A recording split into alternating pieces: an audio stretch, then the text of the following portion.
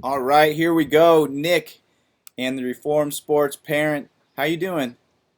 Man, I'm pumped, Joe. Thank you so much for having me on, man. I'm just excited. I'm grateful, and I'm very happy to be here. Thank you. Oh, likewise, likewise. I've been thinking about it for a while. Super excited about what you're doing, and man, in 1 year, what you've done has just grown, and the more I look at it, the you know more important that I think it is. And also, I think about when I'm out at events and I see things, and um, anyways, first of all, give me a little bit of your background. Tell the audience here. All right. Well, so my background is I'm a father. I'm a husband. I have 6 children. My oldest is a freshman in high school. My youngest is 20 months old. So I have 5 boys, 1 daughter. Um, I played baseball in college. I played 1 year professionally in Italy way back. Um, but over the last, since my kids have been born, I've been, just coaching, their sports and being involved in youth athletics, which, have always been a big part of my life. And, my kids got very involved. My 2 oldest boys got engaged with wrestling and, going back about, I want to say 5 years ago. And I personally, I never wrestled a day in my life, but I fell in love with the sport, man. Everything about it, every single thing about it. That's kind of how you and I connected. But what I've seen, over the years is a tremendous amount of intensity that's being put into young kids, young kids. This big push for almost like a professional type environment for kids in sports. Like it's almost like we took, and I started seeing it. I'm like, at first I kind of was doing it, and I'm like, this just seems weird. Like taking things that are fundamentally fit for college and professional athletes and trying to apply them to 7, 8, 9, 10-year-olds who still believe in Santa. It was like a little strange to me when I finally started thinking about it. So it just kind of brought me to start doing some digging and due diligence of like, I noticed it wasn't just a baseball thing. I noticed it in every sport, and trying to find out from people at higher levels, like, am I the only one that sees this, or is there something a little bit off in youth athletics? And it was just kind of resounding information that, yes, it's just a little bit bizarre. Things have gotten a little out of hand. And that's where you come into play, right? I mean, like, I would not have started any of this if it weren't for you. And quite frankly, it's because, I had all this burning in my head. I would talk to my wife about it. I would talk to, people that I was close with about it. But then when it came to trying to start a platform and try to speak, I was very insecure. I'd never done that before, so I was like, I don't even know. So I connected with you, through social media, and I felt like, your reputation spoke for itself in content and wrestling, and I sent you a message, and I didn't know who you were, but you took time out of to answer me and to engage with me, and I was like, well, this guy might think I'm a lunatic for asking him all this, but you basically became like my online therapist for like a month. Like I was asking you, like, what should I do? I have all this. And so I just want to say thank you, because if it weren't for you, I probably wouldn't have had the confidence to kind of speak what was on my mind. So big up to you, man. Big part of the story, and I really appreciate it. Oh no, I do. I remember when you called and you kind of expressed those things like maybe you thought it was weird or something, but just all I knew immediately was like that you're a go-getter and you had some passion about something, and that gets me super excited. And look where it's led you now with a big audience, re, paying attention to really important messages. Real quick, let me ask you what I I love it that you never wrestled before, but you told me that on day one that you thought the sport was great through what you saw with your kids. Um, just briefly touch on what you found so interesting with wrestling. All right, well, I'm just going to shoot from the hip. The filters are coming off, and so I grew up in a very blue collar northeast city in Waterbury, Connecticut. So it's a New England town. It's very blue collar. So my parents were very humble, right? Just very normal blue collar background. And what I've seen is a culture of sports where, like, if I was coming up today, like, I probably wouldn't have been able to play much because my parents wouldn't have been able to afford it. Like, baseball has become, in my opinion, kind of a country club sport, and it, quite frankly, kind of bothers me. A lot of kids don't get the opportunity. So because of the amount of money that's spent, and it's not just baseball, it's soccer, it's lacrosse, it's a lot of sports, hockey. Because of the amount of money that's being spent, because of the emotional investment, right? We're all parents, we all want the best for our kids. You start like expecting certain things, and what I noticed was a lot of excuse making taking place. Here I am, a parent, I'm trying to raise kids and doing the best I can, and it's so easy to make an excuse why your son or daughter didn't get what they want, why they didn't get the starting position, or why they're playing somewhere they don't want to. It's so much easier to just go, well, the coach doesn't know what he's talking about, or that kid's not as good as you, or the ball was hit the wrong way. And I kept hearing all this chirping, like people just making excuses. And it's like, first of all, why are we talking about all that at this age? Number one, in front of our kids, but two, why is it becoming so intense? When I got to wrestling, I right away was like, oh my God, like there's no excuse. Like I can use, if my kid gets pinned, like it's on him. Like he can't say because his buddy dropped the ball. He can't say because the umpire made a bad call.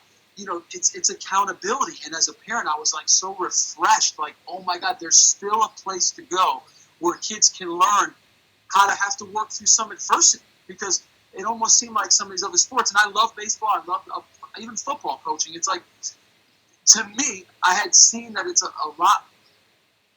And not speaking in a blanket statement, but from my experience, I had seen where it was very easy to try to pave the path for your child instead of allowing the child to make their own path. And in wrestling, I found, as a parent, an outlet where, man, my kids can learn some really valuable life lessons, regardless of how far they take the sport. So I just fell in love with it. Awesome. Okay, so now kind of back to Reformed Sports Parent. Was there a moment, like just an aha moment, or was it just a culmination of seeing things that bothered you at youth sporting events to kind of pull the trigger and come up with an idea to try to extinguish some of it? So it happened in a couple different ways. Number one, to answer your question, I think there was two aha moments. One of them was, I was trying to think about, like, working through it. No one wants to be told how to parent. No one wants to, and I also thought, like, for me, I don't want to be told anything, but I will listen to someone else's experience. So I thought, well, there was a time where I was definitely living vicariously through my kid. Like, you get excited. Like, you start, like, I've had those experiences, and I thought, wow, that's where the name Reform came from, right? But so I kind of like took what was going on in my mind, and I used my own social media platform, like Facebook. I got a bunch, and I kept friend requesting everyone. I started writing like my thoughts and just seeing, like, I did it intentionally, not at anybody, but just to see if I got any feedback. Like, I would send out a blanketed opinion, and I would get, like, people would take it so personally, like friends of mine, like their wives and this, that, and the other, like, take it like, who are you to say this? And I'm like, oh my God, I'm not even talking to anyone. But right away it reiterated to me, like, man, this is a problem. Like, this is the amount of emotion that was being put into this, like, personal attacks, made me realize everything that I had thought is true. And then I started to reach out to old coaches that I played for. The head coach at Carolina, Mike Fox, he's my former coach, and his assistants and guys that I know. And I started asking them, like, kind of like I spoke to you, I let them know what I was thinking, and they reiterated to me, like, you're so spot on. We're seeing it up the recruiting. We're seeing it all the way up to high school. It's trickling all the way up. We've seen the whole shift. So that's when it kind of started to hit me, like, man, this isn't just some weird feeling. Like, I'm feeling this for a reason, and it kind of brought me to kind of get out of my comfort zone and just start putting that out there. Gotcha. So you kind of gave a couple examples, but I'm not so involved in the world of baseball, but I have friends that their kids play, and they don't play on the high school team because they're only supposed to play on the club team, and I see some of that stuff. But tell me, like, what oftentimes goes into an 8-year-old on up to college, an elite level. What's their life around baseball like? from what I've gathered from the people that I have played with, I've played with in college, I've played with four guys that went on to have big league careers. The best athletes that I have ever played with in my life, baseball players, were multi-sport athletes as kids. They played everything. I mean, like, even for fun, just like it was basketball season, they went and played basketball. A lot of those athletes played that all the way through high school. They weren't one-trick ponies. Like, they played multiple things. They wanted to throw a ball out there, throw any type of competition. They wanted to get down, and those are the ones that I saw get to the highest, and I've seen get to the highest levels. But there's this huge push nowadays, or like this, what I call propaganda, quite frankly, where you have to do one thing and you have to do it as early as possible, and that's the only path to get to the highest level. That is complete. I mean, it's complete crap. It's lunacy. The only people who I've heard say that are, and I'm all for people making money. Like, I get it, right? But it's people whose livelihood depends on people coming in year round to pay the rent. I mean, they're telling people that this is the way they have, and not everybody, because there's a lot of great places out there, a lot of great coaches, a lot of great organizations, no doubt. But there are a few that literally, I want to say, brainwash, and they try to brainwash parents who don't know any better into trying to. I call it being kind of borderline predatory. Like, you're kind of preying on a parent's emotions, because we all want to do the best for our child. And a lot of parents don't know any better. So they think that they're doing a kid a disservice. So this coach is telling me how good my kid is at 7. So we got to go all in. Like, he might be the next, Ken Griffey Jr. or the next, whatever it is. So we got to do this. Well, David Epstein, who I interviewed, who wrote the book Range and Sports Gene, right? Those are two. He's an amazing author. But he said the earlier he calls it match quality, or match your match. The earlier we match someone to a specific, skill or specific activity, the more likely we've matched the wrong person to the wrong activity, because we change so much even as adults, let alone when you're 7, 8, 9, 10, 11, 12 years old. So, there's definitely a point where you need to dial it in, right, to pick one sport or whatever. It doesn't have to be when you're 8 years old. Gotcha. So, a lot of times when my world's wrestling, I go to wrestling. I see kind of the extreme attitude, practice every day, go to tournaments every day, specialize in wrestling, coming from the parent, but oftentimes it's through interaction with a coach that kind of pushed them over that cliff. That's what you hear, but I mean, listen, everyone's different. Like, there are some kids, and I hear this all the time, well, my kid just wants to do this. Well, then there's nothing wrong with that, right? But it's who's driving the train. It's who's the one that's driving it. Is it a parent saying, no, you have to? Is it a coach telling you to do this? I never wrestled, but I know this for a fact. I got my kids involved with it because I thought it would be a great way for them to develop and improve their other sports. Like, at the time, they played football, they played everything. And what I saw was that when my kids wrestled in the winter, they ended up having the best baseball spring of their life the next. I mean, I couldn't believe it. It was almost like their chest was sticking out a little bit. They were strong. They just had I could see it as a parent, as a former athlete, like, they had a little bit of confidence. They just felt it. And then you see the movements, you see the physicalness, the amount of work. I'm like, man, how can this not help every other sport? So that's where it started from, and it's kind of spawned from there. They've kind of developed a love for it, or a little bit of a passion for it. My oldest son in particular. But there's certain kids that want to wrestle year-round. It's more about when you're really, really young, being very cautious, and doctors talk about this a lot, of taking breaks and not over. There's something called overuse injuries, and about burnout. I mean, that's a very prevalent word, and especially in sport like wrestling, from what I hear, it's so demanding. Like, if you go too much too early, cutting weight and doing. By the time a kid can actually decide for themselves, I'm sure you've seen it where they're just like, I don't want to do this anymore. I mean, have you seen that at all from your experience? Absolutely, I felt it. I think I can only imagine. I think a lot of people in wrestling. I can only imagine other sports. There's been times when I remember when I was at University of Missouri a couple times that and it was scary I'd finish at campus, and then I'd get on this bus, and it would take me over to the Hearn Center, and and I'd get off the bus, and I'd see my car because it's like a commuter lot, and there's some days just like, man, I just want to go home. It was really scary because I didn't feel that very much. In the past, I hadn't felt that very much. I was always really excited to go get better and train and be around my buddies.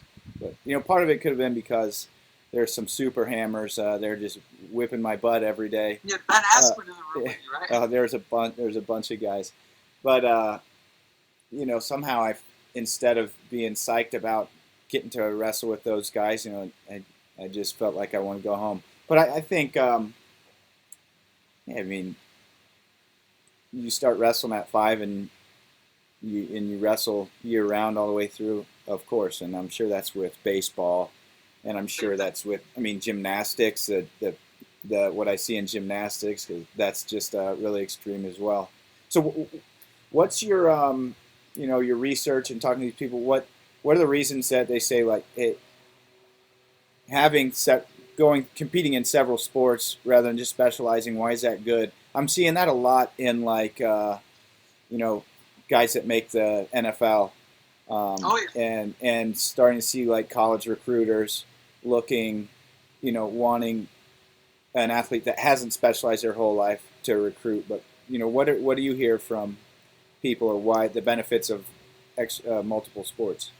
So I'll tell you, the first few are the number one. When you talk to a college recruiter, and I interview college coaches all the time. A lot of baseball, and of course I've done wrestling, everyone. But one of the main ones is there's a lot of they look at it like once this kid comes to college and plays one sport, you would think there's more upside because they're a well-balanced, well-rounded athlete that when they do dial it into one, there could be a higher ceiling of potential.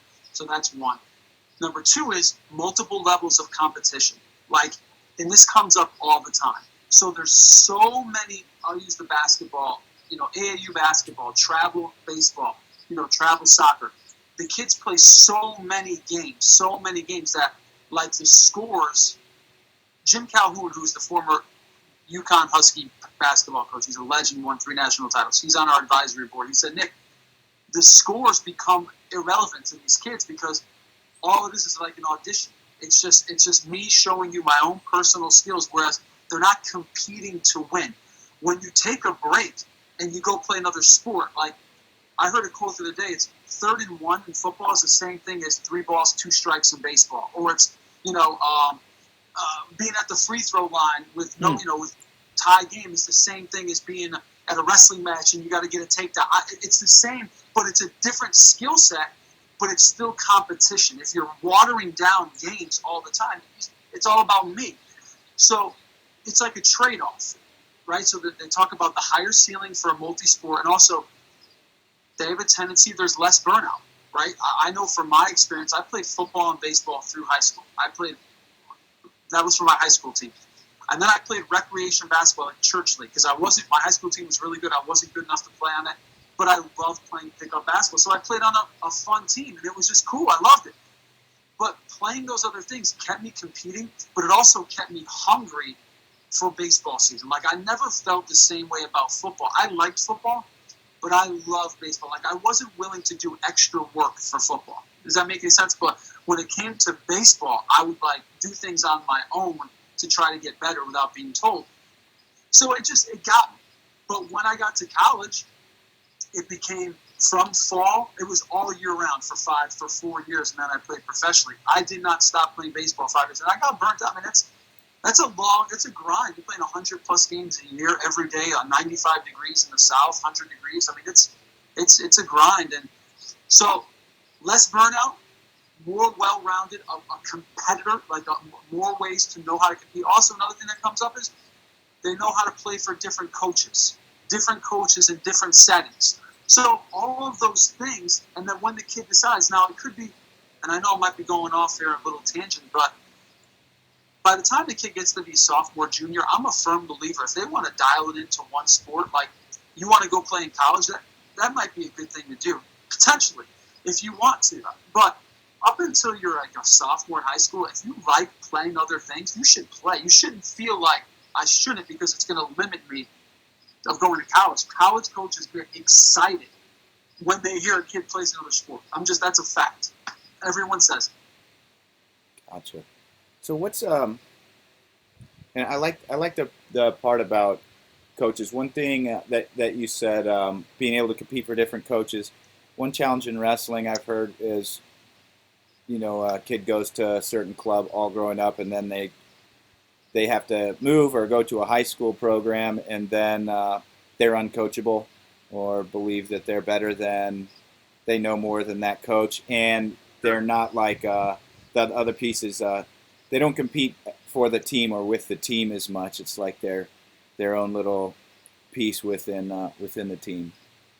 Yeah. So, what's the right amount? Like, if a parent's interested in their kid wrestling, or the kid's halfway through the season and they're feeling burnout, or not burnout, but maybe they don't want to go. Like, what's the right amount of, what's the right way to get a kid excited, or I guess you could say push them to get back in? Like, what do you do? How do you treat sports with your kids? So for us, it's number one. If you start a season, wrestling to me it's always been the way I was brought up and the way I still believe now. If you start a season, let's say my kids are 8, 9, 10 years old. And they want to try soccer. They want to try wrestling. All right, well, you're going to sign up for this. You're going to try it. And if you hate it, you're going to finish it. And then if you don't want to do it again next year, you don't have to, but you're going to finish it. But let's say, for instance, my older son. So, he's a freshman in high school. He's never done wrestling year round. Every year it's gradually increased. But he plays. The doctors say up until you should not play a sport more than 9 months out of the year. You should not be competing. And this is Dr. James Andrews. You should not be competing for more than 8 to 9 months a year in a particular. You shouldn't be playing. In a sport like baseball, you should not be throwing a baseball. You should be taking at least 2 or 3 months off and not throwing the ball. So with my kids with wrestling, I kind of gauge it on, and I can see it. It's very interesting. I can also see where my kid might be just need a break, but he also might be trying to get out of a workout. So it's like this slippery slope. I can almost, it's reading your child, right? It's reading my child. They're still kids, and I know what it's like to try to manipulate my parents when I was a kid. So it's understanding that you made a commitment. This is part of you. There's going to be days you don't want to go.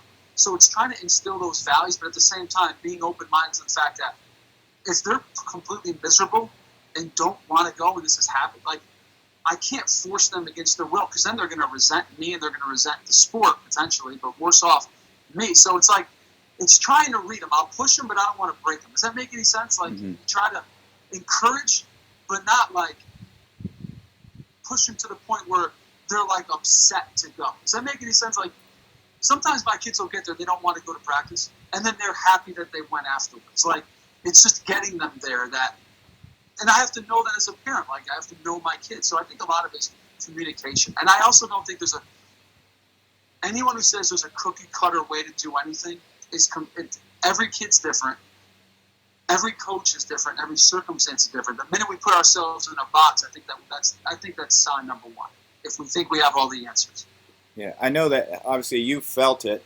Have you talked to any professionals about the coach-parent relationship? Oh, tons. All we talk about. What? Go ahead. What's some of the feedback you get on what's the problem, and how what's the appropriate way to handle wearing those hats, or should we? So, give your kid the keys to the car, and don't take it from him at every turn. That was from Tim Corbin, who's the head coach at Vanderbilt baseball. He's amazing, and I may have misquoted him there, but I posted on the page. Give your kids, help lead your kids, but allow them to take the reins. Allow them to make decisions. But at the same time, repeat the question one more time, because I just lost my train of thought. I was asking. I got you. Hold on. is coaches want to hear kids advocate for themselves. They don't want parents. So if I'm a parent and I hear, the coaches want your kids to send the emails. Like, if I'll give you an idea, if my kid he's a freshman in high school, but if he has a question hypothetically about playing time, I'm not going to call the coach.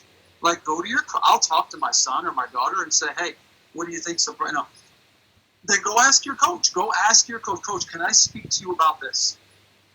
Coaches are telling me to encourage parents, let your kids do that. Let them advocate for themselves. Coaches don't care about talking about playing time, but they want to talk about it with the kid. The kids have to get used to having those uncomfortable questions.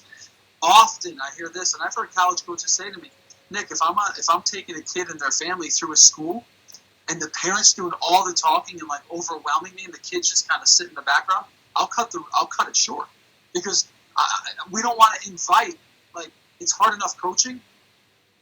And they consider their programs their families, and sometimes there's toxicity as a parent. We can be a little bit overbearing, and college coaches don't want to deal with that. I mean, again, if your kid is LeBron James, right, they'll probably deal with anything. But I'm making a statement like, we as parents have to allow our kids, encourage your kids to advocate for themselves, and give them the opportunity to develop that self-confidence and know how to make choices.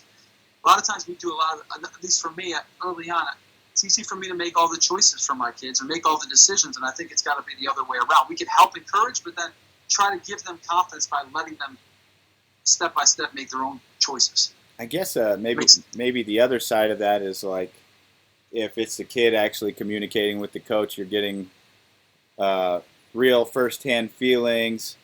You're not getting, the parent's point of view. There's like no filter, I guess you could say. Who's oh shoot, I had another question I want to ask. Oh, and that you had mentioned it a little bit when you were talking about your experiences, but how often do you think it is that parents don't even realize that they've ratcheted things up so much, it's gotten a little bit too intense? Do you think you just don't realize what's happened? Easily. Heck yeah. I mean, it is so easy to get caught up in it, and I did myself, and it's because, listen, it's fun. Like, you're out there, and the travel sports industry there's a reason it's become a $20 billion industry. It's because it's fun for everybody. It's not just about, and so it's a double-edged sword.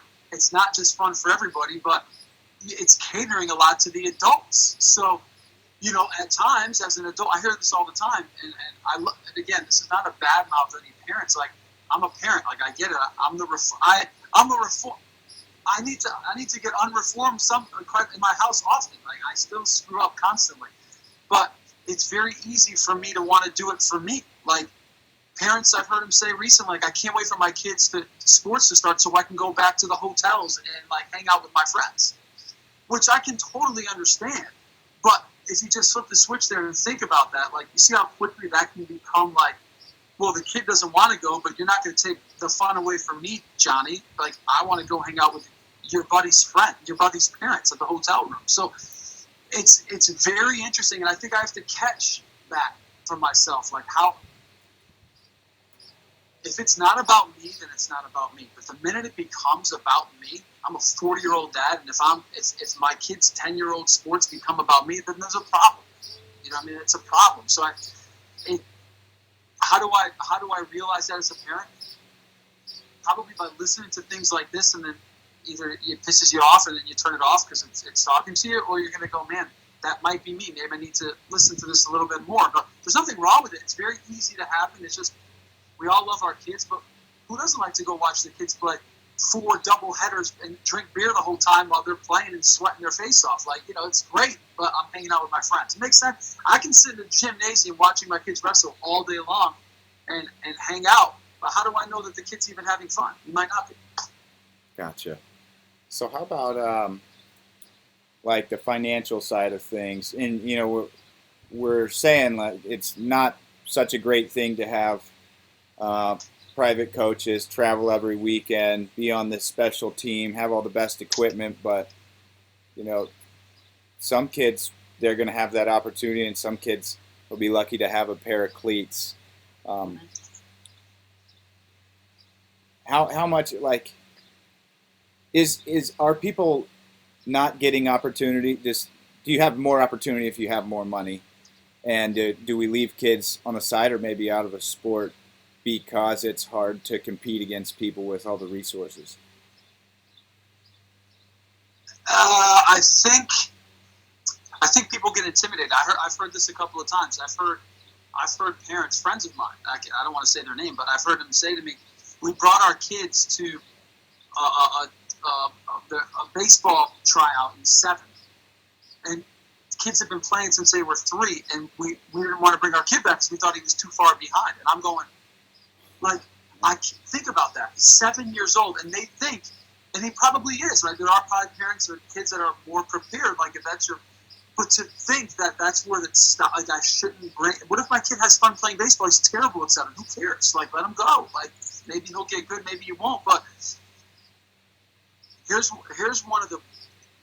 This is every sport. You know the individual rankings that come out? You know, I'm talking about like 6, 7, 8, 9, 10, 11, 12 years old. I have been told by people at the highest levels of coaches, and I always thought this from the beginning, but coaches, there is a lot to say about, you can point the finger to when that stuff started is when it really got bad, because it is such a money grab. It is the biggest money grab going. The only way to get ranked at a young is to go to a lot of tournaments. You can literally, Joe, your son Jack could be the best athlete in the country. Literally, the best athlete in the country. He plays just his rec sports or whatever, and he's never ranked. But because you don't go to tournaments. But he could be literally the best athlete in the country. So the only way to get, and I'll just tell you, there's a company, Perfect Game. They do a lot of great things, right? They're like building $1 billion facility outside of Houston, Texas, a new headquarters. Do a lot of great things, but you know, if you don't have a rating, like a stars, there's up to 5 stars by your name. You know, if you don't have at least 2 or 3 of those or 4, I don't know. Like, I guess people don't think you're any good. So you got to chase that. You got to chase that. Thousands of dollars, this tournament, that tournament, that. It is a money grab. Now, when you get to high school, sure. I mean, there's showcases, right? You got to go to, like, wrestling's the same way if you want to compete at a certain level. But before that, it's really just for the parents. And then the kids enjoy it. I'm not going to say the kids don't enjoy it, but you don't have to spend thousands of dollars for it. They're setting it up. Like, you have to do this in order to get to the highest level. Not true. It's not true. You don't have to do it. So I guess that's part of my point is, if you think that's the case, parent, you don't have to feel that way. You don't have to feel that way. Your money doesn't have to be a reason why your kid doesn't get to where they want or where they're destined to go. So, I run tournaments. I told you Grow Wrestling's gonna do a camp, maybe 2 next year. What would you say to me, how to be responsible in these roles, where to do the right thing to make sure that I'm playing my role to keep the sport from. I don't know if I'm questioning it or saying what do I need to do as a tournament director to be responsible to the points you're talking about. I think one of the biggest things that people can do is really make it a point to encourage parents and coaches to not berate officials, to not encourage parents to not have their kids cut weight at young ages. Like, young age, like I'm 8 years old, like, let's get down to, you're an 80-pound kid, let's get down to 65, 70, like go out there and wrestle, be athletic.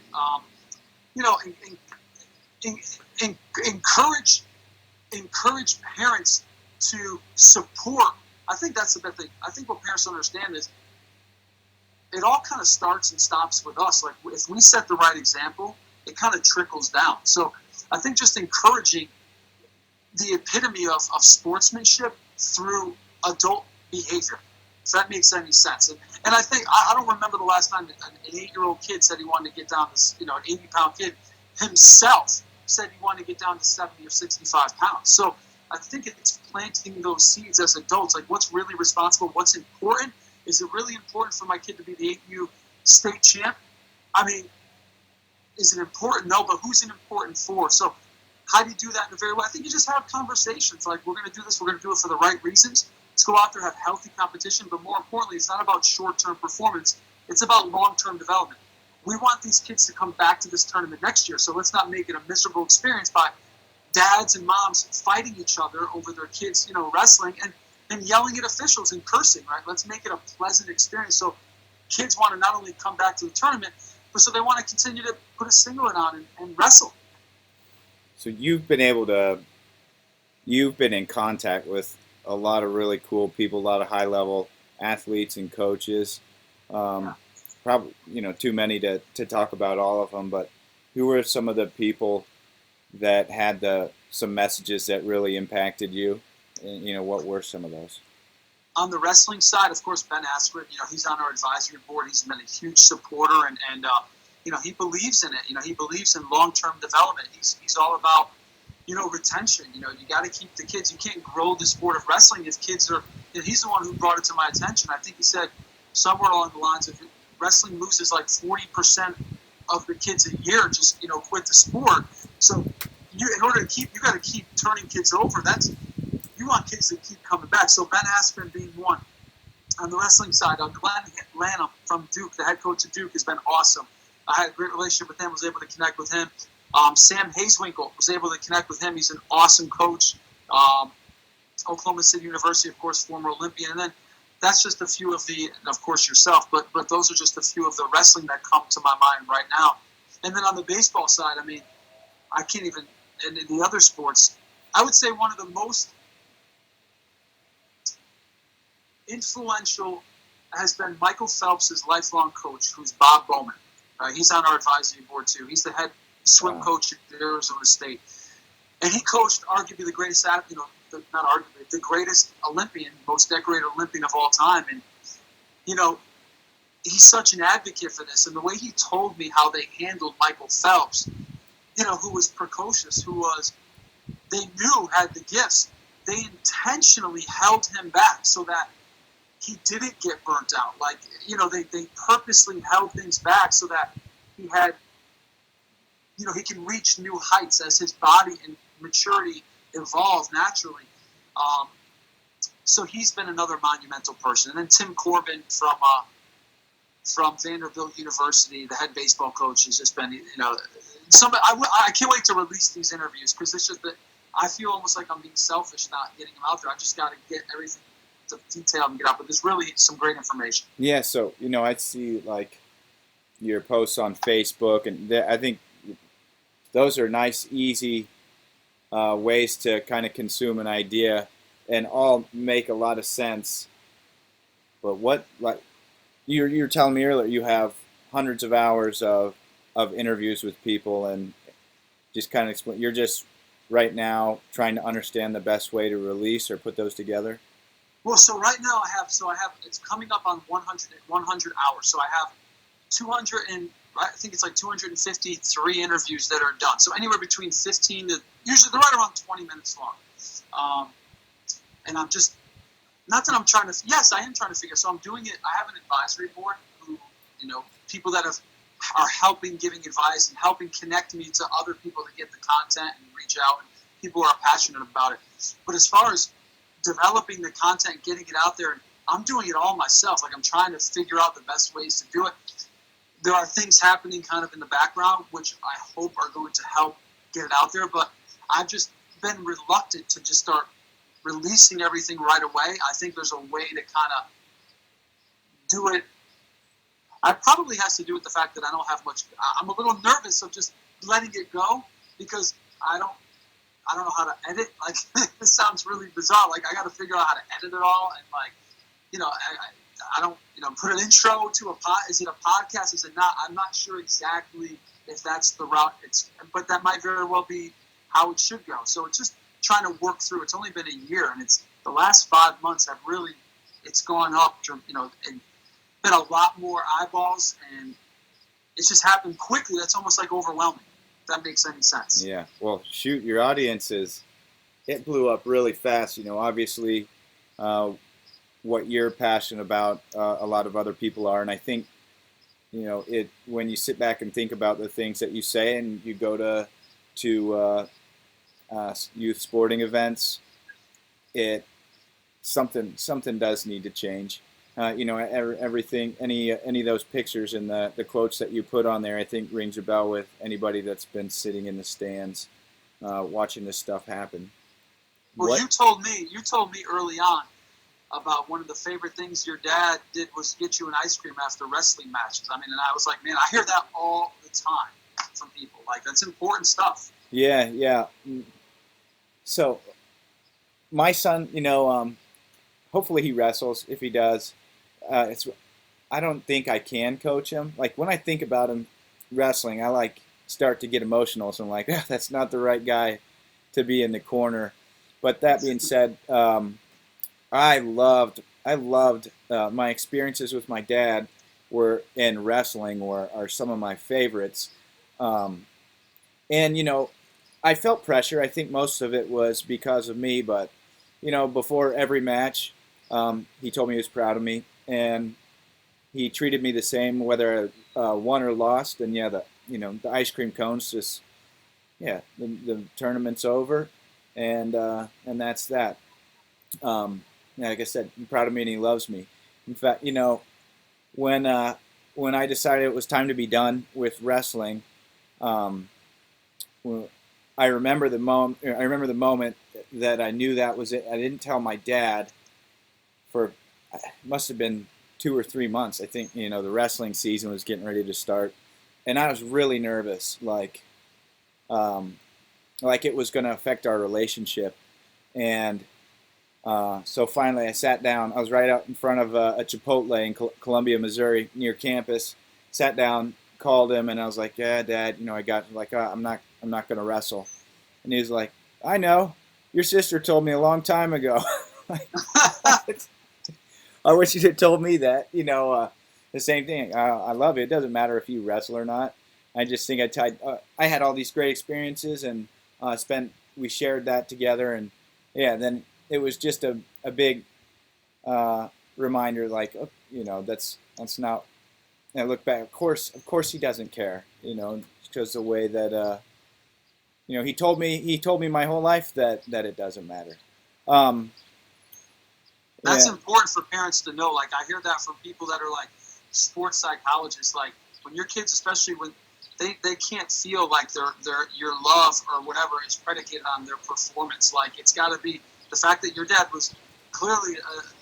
I mean, the fact that I love to watch you wrestle, and I love you, and I love to watch you wrestle. Doesn't matter how you do. Like, that's what they say the secret sauce is from a parent standpoint to just convey to your kids. That's all that you got to say. yeah. So what's Awesome. or did I cut you off? No, I said it's awesome stuff. What what are your goals? Like, I like your values and what are your long-term goals with Reformed Sports Parent? I want to be a voice of truth, man. I want to be the place. I want our platform to be where people go to get firsthand insight so that they can make the best decisions possible for the well-rounded development of their child as an athlete and as a person. Like, if right now most people are, let's just face it. I mean, it's a business, right? Youth sports has become a business, and people make their living, right? It's all good, but it's very easy to get misinformation. So I love the idea when people have questions like, well, what do I do? This seems a little off. I'm hearing this advice. I don't know. I would love to be able to go and, we have the research. You can hear from Ben Askin what he says on this topic, and click down and here it is. Here's a soundbite from his perspective, his experience, all these different sports. You see, it's because what I love most, Joe, is that everyone at the highest levels who has been to a certain level says the same thing. It doesn't even matter the sport. It's all, and that's what blows my mind about it. You would think that there's no, you could put everyone in the same room who's been to a certain level and everyone kind of gets it. The ones who have the questions are the ones who've never been there, and that's the masses.